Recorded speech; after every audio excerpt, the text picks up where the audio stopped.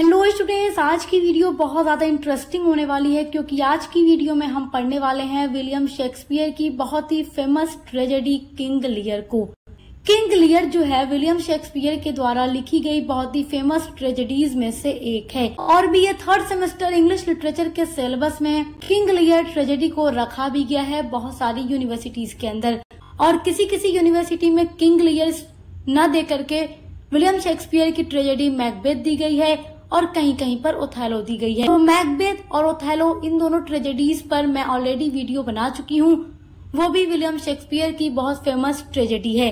आज हम King Lear tragedy की समरी को डिस्कस करने वाले हैं बहुत ही अच्छे से। इतने अच्छे से मैं एक्सप्लेन करूंगी कि आपका एग्जाम ऑब्जेक्टिव पैटर्न पर होता हो या सब्जेक्टिव पैटर्न पर, आप इजीली अपने क्वेश्चन के आंसर को अटेम्प्ट कर लेंगे। ये जो ड्रामा है एक बूढ़े राजा की कहानी है जिसका नाम है किंग लियर, जो कि ब्रिटेन का बूढ़ा राजा है जो अब काफी ज्यादा बूढ़ा हो गया है और अपने पूरे किंगडम को अपनी 3 बेटियों में बांटना चाहता है क्योंकि उस राजा की 3 बेटियां हैं। जब वो अपने किंगडम का बंटवारा करता है तो बांटते टाइम चापलूसी को वो ज्यादा इम्पोर्टेंस देता है सच्चे प्यार से भी ज्यादा, और यही भूल उसकी बर्बादी की वजह बन जाती है। तो किस तरीके से इसकी ये भूल बर्बादी की वजह बन जाती है, जब आप पूरे ड्रामा को पढ़ेंगे तो आपको अच्छे से समझ में आ जाएगा।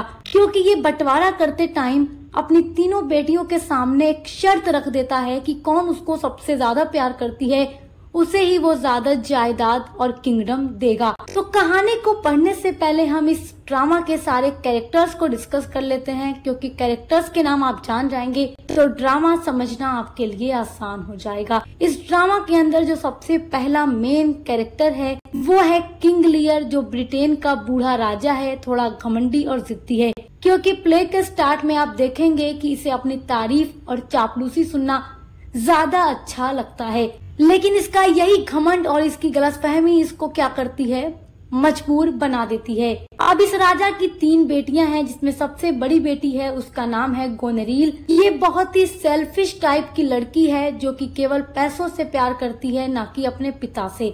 अब दूसरी जो सबसे बड़ी बेटी है उसका नाम है रीगन। ये भी अपनी बड़ी बहन गोनेरील की तरह ही लालची और निर्दयी है। और किंग लियर की जो तीसरी यानी सबसे छोटी बेटी है जिसका नाम है कॉर्डेलिया, ये बहुत ही सच्ची और ईमानदार लड़की है। इसके अंदर कोई लालच, कोई घमंड, कोई स्वार्थ नहीं है। अब इसमें जो अगला कैरेक्टर आता है वो है ग्लॉस्टर।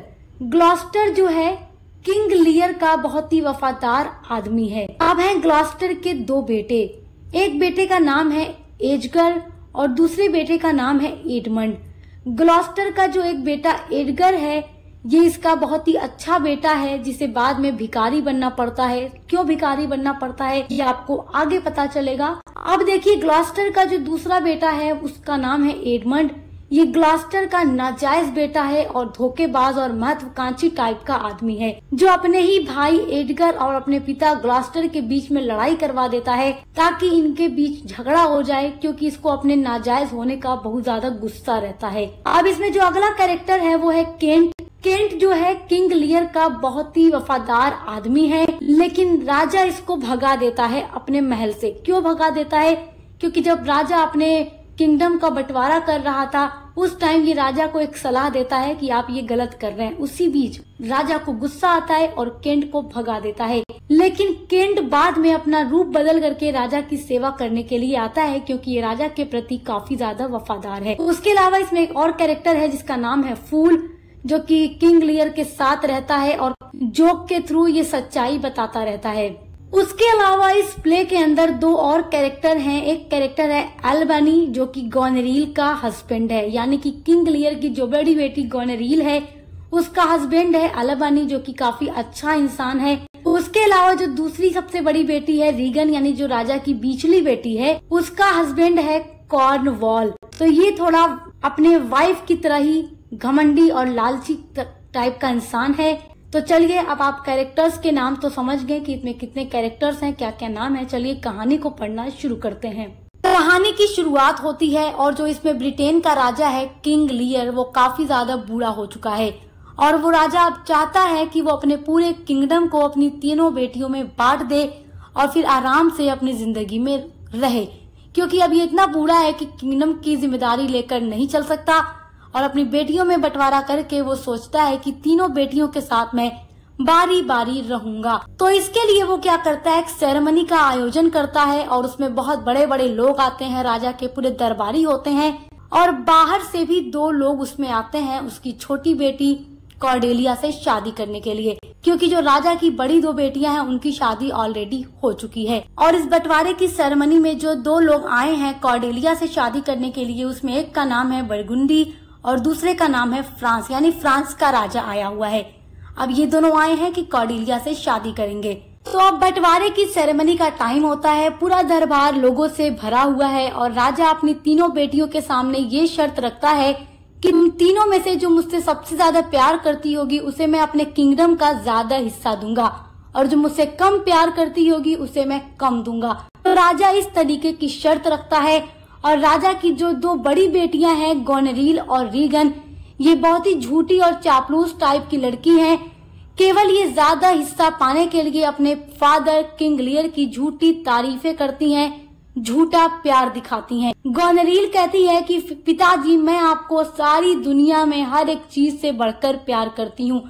मैं इतना प्यार करती हूँ आपसे कि दुनिया की कोई भी चीज अगर मुझे सेक्रीफाइस करनी पड़े मैं आपके लिए कर सकती हूँ।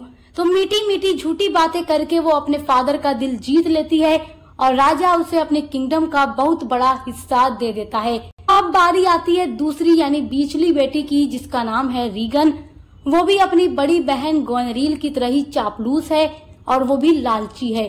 वो भी अपनी बड़ी बहन की जैसी ही हरकत करती है और राजा का दिल जीत लेती है झूठे और मीठे प्यार का दिखावा करके, और राजा उसे भी अपने किंगडम का बहुत बड़ा हिस्सा दे देता है। अब बारी आती है राजा के सबसे छोटी बेटी कॉर्डेलिया की, जो कि राजा की बहुत ही सच्ची और ईमानदार बेटी है। जब राजा उससे पूछते हैं कि बताओ मेरी बेटी कॉर्डेलिया, तुम मुझसे कितना प्यार करती हो, तो कॉर्डेलिया कहती है कि पिताजी, मैं आपसे उतना ही प्यार करती हूँ जितना एक बेटी को करना चाहिए। न मैं उससे ज्यादा प्यार करती हूँ न उससे कम प्यार करती हूँ। जितना चाहिए कि एक बेटी अपने फादर से प्यार करे उतना प्यार मैं आपसे भरपूर करती हूँ। कॉर्डेलिया की ये बात सुनकर किंग लियर को बहुत ज्यादा गुस्सा आ जाता है और वो कहता है कि क्या तुम पागल हो गई हो, ये तुम कैसी बातें कर रही हो। मैंने तुम्हारे लिए भी अपने किंगडम का बहुत बड़ा हिस्सा बचा कर रखा है, लेकिन तुम्हारी बातें सुनकर मुझे गुस्सा आ रहा है। सच सच बताओ तुम मुझसे कितना प्यार करती हो। तो कॉर्डेलिया फिर वही बात दोहराती है कि मैं आपसे उतना ही प्यार करती हूँ जितना एक बेटी को अपने पिता से करना चाहिए, न ज्यादा न कम। तो राजा को इतना गुस्सा आता है कि राजा अपनी बेटी कॉर्डेलिया को अपने किंगडम में से कोई भी हिस्सा नहीं देता और सारा हिस्सा अपनी केवल 2 बड़ी बेटियों गोनेरिल और रीगन में बांट देता है और कॉर्डेलिया को अपनी जायदाद से वंचित कर देता है, मतलब उसको कुछ भी नहीं देता। अब देखिए, जैसा कि मैंने आपको बताया था कि कॉर्डेलिया की अभी शादी नहीं हुई है और 2 लोग उसके रिश्ते के लिए आए हैं, एक है बरगुंडी और दूसरा है फ्रांस का राजा यानी किंग ऑफ फ्रांस। तो जो बरगुंडी है, जब वो देखता है कि कॉर्डेलिया को तो किंग लियर ने किंगडम में से कोई भी हिस्सा नहीं दिया, तो वो उसे शादी करने से मना कर देता है, पीछे हट जाता है, इरादा बदल लेता है। और फ्रांस का जो राजा है, किंग ऑफ फ्रांस जो है, वो कॉर्डेलिया की सच्चाई से काफी ज्यादा प्रभावित हो जाता है, खुश हो जाता है कि कॉर्डेलिया कितनी सच्ची और वफादार लड़की है, जायदाद के लिए इसने झूठ नहीं बोला। तो फ्रांस का राजा कॉर्डेलिया की सच्चाई से खुश होकर उससे शादी कर लेता है और अपने साथ कॉर्डेलिया को फ्रांस लेकर चला जाता है। जब किंग लियर अपने पूरे किंगडम को अपनी 2 बेटियों में बांट रहे थे, तब राजा का जो बहुत ही वफादार आदमी है केंट, वो राजा से कहता है कि आप गलत कर रहे हैं, आपको ऐसा नहीं करना चाहिए, आपको अपना पूरा किंगडम 3 बेटियों में बराबर बांटना चाहिए, ये जो आप कर रहे हैं ये गलत है, आगे आपको ही पछताना पड़ेगा। तो केंट की ये बात सुनकर राजा को बहुत गुस्सा आता है और राजा केंट से भी कहता है कि तुम मेरे दरबार से बाहर चले जाओ, तुम राजा हो या मैं राजा हूँ, मैं अच्छी तरीके से जानता हूँ कि मुझे क्या करना चाहिए और क्या नहीं करना चाहिए। इस तरीके से वो केंट को भी बाहर भगा देते हैं। अब देखिए, मैंने आपको बताया था कि ग्लॉस्टर जो कि किंग लियर का बहुत ही वफादार आदमी है, उसके 2 बेटे हैं, एडमंड और एजगर। जो एडमंड है ये ग्लॉस्टर का नाजायज बेटा है, तो इसे इस बात पर काफी ज्यादा गुस्सा रहता है कि वो नाजायज है, इसलिए अपने फादर ग्लॉस्टर और अपने भाई एजगर दोनों के बीच लड़वा देता है। एडमंड अपने फादर ग्लॉस्टर को यकीन दिलाता है, जाकर अपने फादर ग्लॉस्टर से कहता है कि मेरा भाई जो एजगर है वो आपको मारना चाहता है, जिस वजह से ग्लॉस्टर अपने बेटे को मारने का प्लान बनाता है और एडगर क्या करता है, अपनी जान बचाकर भाग जाता है और शहर के किनारे हिस्से में अपना नाम बदल के पुअर टॉम बन के, एक भिखारी बन के रहने लगता है।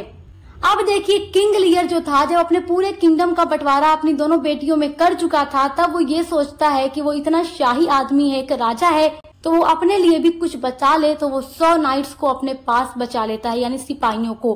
अब देखिए क्या होता है कि जो किंग लियर है अपनी बड़ी बेटी के पास रहने के लिए जाता है, क्योंकि वो अब बूढ़ा हो गया है और वो सोचता है कि बारी बारी वो अपनी दोनों बेटियों के साथ रहेगा, गोनेरिल और रीगन के साथ। तो पहले वो अपनी बड़ी बेटी गोनेरिल के पास अपने 100 सिपाहियों को लेकर जाता है। तो जब गोनेरिल को अपने फादर के आने के बारे में पता चलता है, तो गोनेरिल अपने नौकरों से कहती है कि जब मेरे पिताजी यहाँ पर आए तो उन्हें राजा की तरह ट्रीट करने की जरूरत नहीं है, क्योंकि अब कोई वो राजा वाजा नहीं है, तो उन्हें आम लोगों की तरह ही ट्रीट करना। तो जब किंग लियर अपने 100 नाइट्स को लेकर गोनेरिल के घर पर पहुँचते हैं, तो गोनेरिल उनके साथ बहुत गलत तरीके से बिहेव करती है और कहती है कि पिताजी, क्या जरूरत है कि आप अपने साथ 100 नाइट्स को ही रखें, मैं इतने लोगों का खर्चा नहीं उठा सकती, आप केवल अपने पास 50 नाइट्स को ही रखें ताकि मैं आपको रख सकूं। तो ये बात सुनकर राजा को बहुत तकलीफ होती है कि जो पहले वो इतना प्यार दिखा रही थी जायदाद बांटते टाइम, अब ये क्यों इस तरीके से बिहेव कर रही है। अब राजा अपनी बेटी गोनेरिल को बहुत कोसते हैं, बोलते हैं और कहते हैं कि जायदाद के टाइम तो तुम बहुत बड़ी बड़ी बातें कर रही थी कि तुम मुझे सबसे ज्यादा प्यार करती हो, अब क्या हुआ। गोनेरिल कहती है कि मैं आपको नहीं रख सकती, आप यहाँ से चले जाइए। वो अपने पिताजी को और उनके 100 नाइट्स को वहाँ से भगा देती है। अब राजा बहुत दुखी होता है और वो सोचता है कि अब वो अपनी दूसरी बेटी रीगन के पास जाएगा और वहाँ जाकर रहेगा। तो जो बड़ी बेटी गोनेरिल है, अपने पिता के पहुंचने से पहले ही अपनी बहन रीगन को एक लेटर भेजती है कि पिताजी मेरे यहाँ से निकल चुके हैं और तुम्हारी तरफ जा रहे हैं। तो रीगन को पता चल जाता है कि उसके पिताजी आ रहे हैं। तो जब पिताजी आ जाते हैं, यानी किंग लियर जब रीगन के पास पहुँचते हैं, तो रीगन अपने फादर किंग लियर से कहती है कि पिताजी, मैं आपको अगर यहाँ रखूंगी तो आपको केवल 25 नाइट ही रखने की इजाजत दूंगी, मैं उससे ज्यादा लोगों को अपने साथ नहीं रख सकती। गोनेरिल ने तो आपको 50 नाइट्स रखने की परमिशन दे दी थी, लेकिन मैं 25 को ही रखने की देती हूँ। तो राजा को रीगन की बातों से भी बड़ा हर्ट होता है, बहुत उसको तकलीफ होती है और वो ये सोचता है कि इनकी बेटियों ने दिखावा किया था किंगडम बांटते टाइम, दरअसल वो उससे प्यार नहीं करती हैं। और देखिए, इस ड्रामा में दूसरी ओर क्या होता है कि जो एडमंड है वो चालाकी से ग्लॉस्टर और एजगर के बीच फूट डाल देता है। एजगर जो है, यानी जो ग्लॉस्टर का बेटा एजगर है, वो अपनी जान बचाने के लिए अपना नाम बदल के भिखारी का रूप धारण करके रहने लगता है और अपना नाम रख लेता है पुअर टॉम। अब देखिए, कहानी आगे बढ़ती है और किंग लियर की जो दोनों बेटियां हैं, गोनेरिल और रीगन, अपने पिताजी को अपने घर से भगा देती हैं। अपने पिताजी पर कोई दया नहीं करती, कोई रहम नहीं करती और तूफानी रात में उनको अपने घर से निकाल देती हैं। राजा को इतना झटका लगता है कि राजा पागल हो जाता है, दर दर की ठोकरें खाता है, जंगलों में भटकता है और राजा के साथ केवल उसका एक आदमी फूल था। इसके अलावा जो किंग लियर का एक और वफादार आदमी था, केंट, वो ढूंढते ढूंढते किंग लियर का पता लगा लेता है कि वो कहाँ पर हैं। तो केंट उनके पास जाता है, जंगलों में ढूंढता है और देखता है कि किंग लियर धीरे धीरे पागल हो गए हैं। जब राजा के वफादार आदमी ग्लॉस्टर को ये पता चलता है कि किंग लियर पागल हो गए हैं, दर दर की ठोकरें खा रहे हैं, तो वो सोचता है कि मुझे किंग लियर की मदद करनी चाहिए। लेकिन जो ग्लॉस्टर का नाजायज बेटा एडमंड है, वो बहुत ही बेकार आदमी है और वो नहीं चाहता कि उसके पिताजी ग्लॉस्टर जो है किंग लियर की हेल्प करें। अब देखिए क्या होता है, एडमंड जा करके रीगन और रीगन के पति कॉर्नवाल को सारी बातें बता देता है। तो रीगन और रीगन का हस्बैंड कॉर्नवाल जो है ग्लॉस्टर की आंखें निकलवा देते हैं और उसको फेंक देते हैं, मतलब महल से बाहर फेंक देते हैं। तो जब ये चीजें रीगन और कॉर्नवाल का एक नौकर देखता है तो वो विद्रोह कर देता है और कॉर्नवाल को मार डालता है। अब देखिए, जो ग्लॉस्टर अंधा हो चुका है, वो किसी तरीके से अपने बेटे एजगर के पास पहुंच जाता है लेकिन ग्लॉस्टर को नहीं मालूम है कि ये उसका बेटा एजगर है जो भिखारी के रूप में रह रहा है। लेकिन उसका जो बेटा एजगर है वो अपने पिता को नहीं बताता कि वो उसका बेटा है और अपने पिता को अपने साथ रखता है, उनकी पूरी मदद भी करता है। अब देखिए जो किंग लियर का बहुत ही वफादार आदमी केंट है, जब वो देखता है कि किंग लियर पूरी तरीके से पागल हो गए हैं, जंगलों में भटक रहे हैं, उनका अब कोई सहारा नहीं है, उनकी दोनों बेटियों ने उनके साथ धोखा किया है, तब केंट क्या करता है कि एक आदमी से बोलता है कि तुम जाओ और कॉर्डेलिया को ये संदेश भेज दो फ्रांस जाकर के कि उनकी दोनों बहनों ने उनके पिता को घर से निकाल दिया है और वो पागल होकर जंगलों में भटक रहे हैं। तो जब कॉर्डेलिया को ये खबर मिलती है तो कॉर्डेलिया जो है फ्रांस से सेना लेकर के अपने पिता को बचाने के लिए इंग्लैंड आती है और फ्रांस से एक लेटर इंग्लैंड भी भेजा जाता है कि वो कभी भी आकर इंग्लैंड पर अटैक कर सकते हैं। तो देखिए जिस बेटी को राजा ने कुछ भी नहीं दिया वही बेटी अपने फादर को बचाने के लिए फ्रांस से इंग्लैंड अपनी सेना लेकर पहुंचती है। तो देखिए राजा ने अपनी जिस बेटी को अपनी किंगडम का एक भी हिस्सा नहीं दिया वही बेटी अब अपने फादर को बचाने के लिए फ्रांस से अपनी सेना लेकर इंग्लैंड पहुंचती है। किंग लियर को अपनी गलती पर अब बहुत अफसोस था कि जो उन्होंने गलती की है, जो उन्होंने नाइंसाफी की है अपनी बेटियों में, तो उस पर वो अब बहुत ज्यादा पछता रहे हैं। इसलिए वो अपनी बेटी से मिलने की हिम्मत नहीं जुटा पा रहे थे। लेकिन कॉर्डेलिया उनके पास आती है, दोनों बाप बेटी मिलते हैं। किंग लियर अपनी गलती स्वीकार करते हैं और कॉर्डेलिया से माफी भी मांगते हैं कि बेटा मुझे माफ कर दो। जिस टाइम मैं अपनी जायदाद का बंटवारा कर रहा था उस टाइम मुझे तुम्हारा प्यार झूठा लगा और अपनी उन दोनों बेटियों का प्यार सच्चा लगा। मैंने तुम्हारे साथ नाइंसाफी की है। कॉर्डेलिया अपने फादर को माफ कर देती है और उनकी मदद करती है। एक तरफ देखिए क्या होता है कि जो किंग लियर की बड़ी बेटी है गोनरील और जो दूसरी बेटी है रीगन, अब उन दोनों को एक ही लड़के से प्यार हो जाता है जो एडमंड है, उससे प्यार इन दोनों को हो जाता है और दोनों एक दूसरे से ही जलने लगती हैं। क्योंकि रीगन का जो हस्बैंड था कॉर्नवॉल, उसकी भी डेथ हो गई थी, तो वो सोचती है कि वो एडमंड से शादी कर ले। तो उसकी बड़ी बहन गोनरील इस बात को सुनकर जल जाती है और अपनी ही बहन को जहर देकर मार देती है। और एक तरफ जो एडगर था वो अपने ही भाई एडमंड को मार डालता है क्योंकि एडमंड एक धोखेबाज आदमी था और एडगर जो था वो एक अच्छा इंसान था। तो जब गोनरील को ये बात पता चलती है कि एडमंड भी मर गया है तो वो भी सुसाइड कर लेती है और मर जाती है। इस तरीके से गोनरील, रीगन, एडमंड और जो रीगन का हस्बैंड था उन सभी की डेथ हो जाती है। तो अभी देखिए जब गोनरील, रीगन और एडमंड की डेथ नहीं हुई थी उससे पहले कॉर्डेलिया की जो फ्रांसीसी सेना थी और जो इंग्लैंड की सेना थी उनके बीच युद्ध होता है और बदकिस्मती से कॉर्डेलिया की फ्रांस की सेना हार जाती है और किंग लियर और कॉर्डेलिया को बंदी बना लिया जाता है। और एडमंड क्या करता है, कॉर्डेलिया और किंग लियर को मारने के लिए एक सैनिक भेजवा देता है। लेकिन फिर आगे चलकर एडमंड भी मर जाता है और जब एडगर को ये बात पता चलती है कि एडमंड ने क्या साजिश कर रखी है, वो कॉर्डेलिया और किंग लियर को मारना चाहता है, तो वो जल्दी से वहाँ पहुँचता है। लेकिन उसके पहुँचते बहुत देर हो चुकी थी। किंग लियर की गोदी में उनकी मरी हुई बेटी कॉर्डेलिया की लाश पड़ी हुई है और राजा अपनी गलती पर पछताता हुआ रोता है और वहीं पर अपने प्राण त्याग देता है, यानी वहीं पर किंग लियर की भी मौत हो जाती है। इस तरीके से इस ट्रेजेडी में क्या होता है कि किंग लियर, उनकी तीनों बेटियां और कई सारे कैरेक्टर्स की डेथ हो जाती है। अब बचते हैं केवल एडगर, केंट और एल्बनी जो कि एक अच्छे इंसान थे। एल्बनी जो था वो गोनरील का हस्बैंड था, लेकिन वो गोनरील की तरह घमंडी और स्वार्थी नहीं था। तो केंट, एडगर और एल्बनी मिल करके ब्रिटेन का राज्य व्यवस्था संभालते हैं। तो इस तरीके से देखिए इस स्टोरी का पूरा यही कंक्लूजन निकलता है कि जो किंग लियर है वो एक ट्रेजेडी है और इसमें दिखाया गया है कि घमंड, अंधविश्वास और झूठी चापलूसी पर भरोसा करना किस प्रकार विनाश लेकर आ सकता है। जिस तरीके से किंग लियर ने झूठी चापलूसी पर भरोसा किया और सच्चे प्यार को नजरअंदाज किया। किंग लियर की ये गलती थी कि उसने कॉर्डेलिया के सच्चे प्यार की कद्र नहीं की और जब तक उसे अपनी गलती की समझ आई तब तक बहुत देर हो चुकी थी। और इस तरीके से हमारी ये कहानी खत्म हो जाती है। आई होप कि आपको किंग लियर की समरी बहुत अच्छे से समझ में आ गई होगी। किंग लियर से बनने वाले जितने भी important long question answer, short question answer हैं, उन पर हम वीडियोस अपलोड कर चुके हैं। आपको इंग्लिश लिटरेचर की प्लेलिस्ट में वीडियोस मिल जाएंगी, तो आप चेक कर एग्जाम की तैयारी करते रहिएगा। अब मिलते हैं अगले वीडियो के साथ।